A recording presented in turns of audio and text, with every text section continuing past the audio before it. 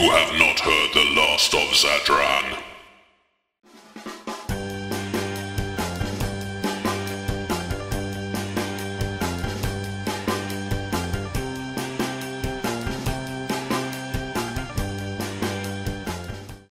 A lot of people don't like the group stages in the World Cup. They thought they were too long, too pointless. There were too many teams that they didn't want to be there. But I think that they did a great job, these group games. For instance, Ireland beat the West Indies, making the ICC look silly. And then England, one of the teams that, set up this competition to make sure that the top 8 teams never went out, actually did go out. On top of that, we had some floggings, and people seem to, people want everything to be even and great matches, but sometimes a good flogging is brilliant. It gave Pakistan enough time, for instance, to go from being out of form to being in form and still almost missing out on the next level of games. And then on top of all that, we have the fact that at one stage, the West Indies, Afghanistan and United Arab Emirates had to play in Perth, then had to go all the way across the world to play in New Zealand. What is not to like about these group games? Andy, what did you like about these group games? Jarrod, greetings from Sydney. My group stage highlights, well, Chapeau Zadran's run-up. Nothing else even comes close.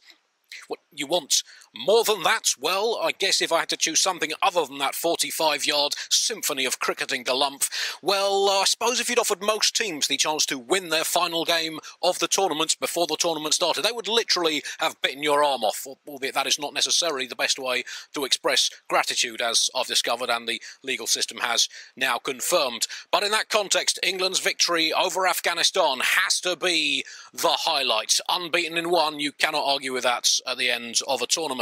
Other than that, well, Mitchell Starc's bowling has been a real treat for cricket fans. I guess it's shown that bowling really fast at the stumps is still quite a useful cricketing tactic, arguably better even than bowling it significantly slower and all bouncing over the stumps. I guess we'll let history be the judge of that. Stark very much the 21st century Alan Mullally for me. And apart from that, well, I'd go with Pakistan's fielding in Christchurch, because as a sports fan, it's always great to watch elite level athletes at the very peak of their careers do something and think, yeah, I could have done that. I could definitely have done that. And in many ways, Pakistan's uselessness was so great that it created a centrifugal force that slingshotted them back into the tournament, and they now present a real threat to Australia in the quarterfinals.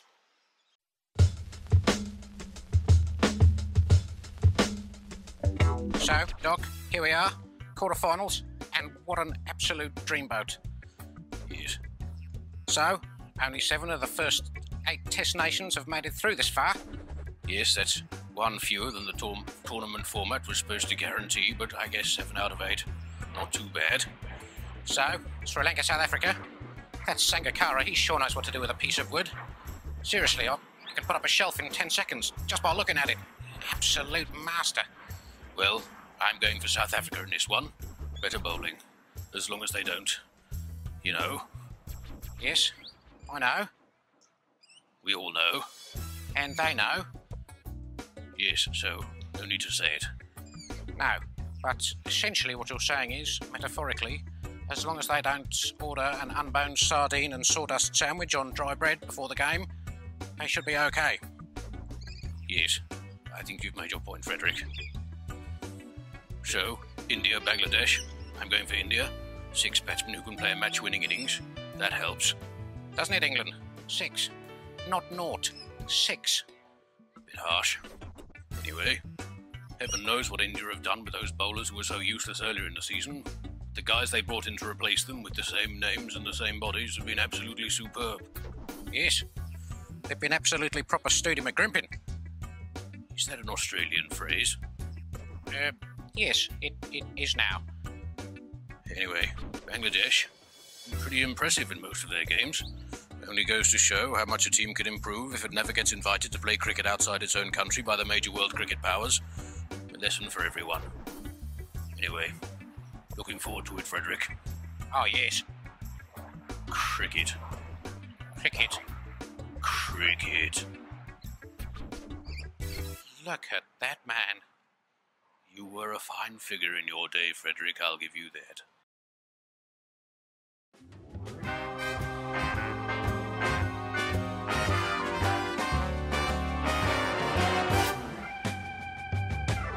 Hey, baby, what you say? delay. I need to see it right away. I'm in the mood, I wanna play. Come over, let's make love. Hey, sugar, I can't wait. I wanna see you, don't be late. Hurry up now, don't hesitate. Come over, let's make love. My desire is strong, so baby, please don't be long. Babe, I need you tonight. Hey, honey, here's the plan. I'm a woman who needs a man. Is it hard to understand? Come over, let's make love. If South Africa were looking for the kind of team that they want in their first knockout game of this World Cup, they probably wouldn't look for a team that seems to make 300 on autopilot at the moment, and that's sort of what they've got when they're playing Sri Lanka. Now, I don't think anyone would say that Sri Lanka is a better team than South Africa. Sri Lanka doesn't seem to really have a bowling attack, even if their batting is quite good. Both teams have this weak middle order. But the thing is, it's at the SCG, kind of helps Sri Lanka, and if Sri Lanka bat first to make over 300, just don't know with South Africa's weak middle order. Things can happen. South Africa should win this game, there's no doubt. But forget choking and all those that other sort of nonsense. There is absolutely no doubt that there is something not quite right about this South African team. If Pakistan weren't doing a great effort to remind us what Pakistan cricket is at the moment, have a look at South Africa's recent cricket. There's a little bit of Pakistan all about it. Andy, Sri Lanka, South Africa, you decide. Paper. That's 10-0 to me. Well, it just doesn't work as a verbal game, and you keep going with stone. Jarrod, yes, much excitement here in Sydney ahead of this one. I would say this game is like a long-lost hermit uncle with a pathological fear of telephones. It is almost impossible to call. For South Africa, A.B. de Villiers, well, he doesn't just hold the key, he is the entire door. They'll need Steyn and Morkel to come to the party. It's a fancy dress party, and they'll need them to come dressed as themselves. Otherwise, those wily old Sri Lankan batsmen, Angelo Matthews, the wily, not old Sri Lankan batsman, well, they could peel that knockout banana and leave the skin in the middle of the pitch for South Africa to do what South Africa so often does.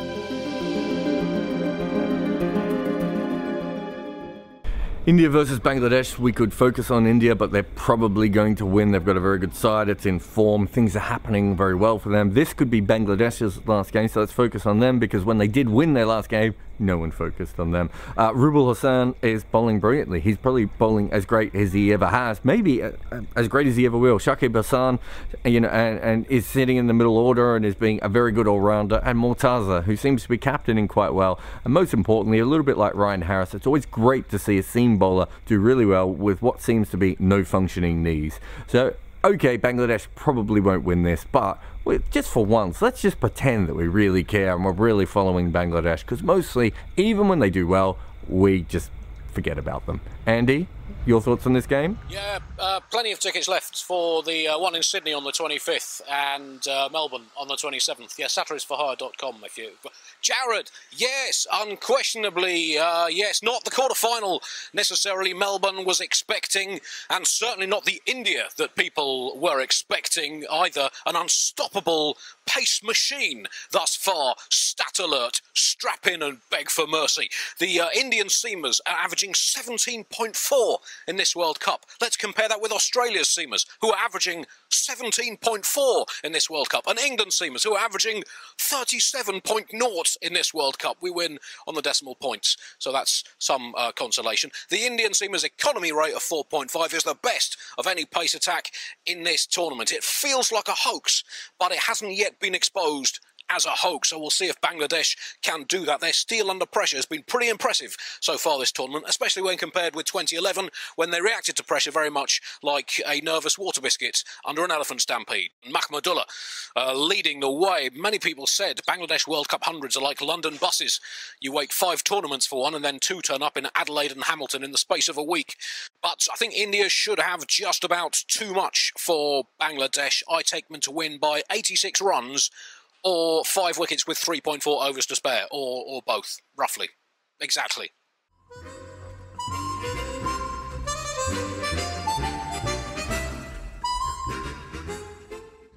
All right, we've got to say goodbye to some people, some teams. Are you ready? Can you say bye? Bye. So bye, Preston, and your bad handshakes. Bye. Bye. Say bye, Brendan Taylor, and your runs. Once.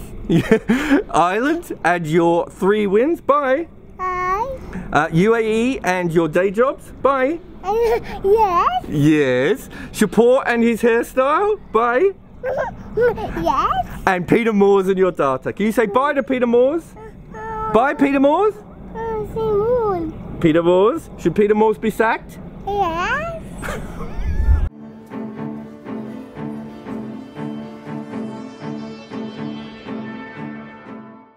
Well, I must admit I haven't been watching too much of 2 men out during this World Cup tournament so far, but it just seems to me at the moment that Zaltzman's really struggling, really struggling at the moment, and Kimber just doesn't look up to the standard required for a World Cup.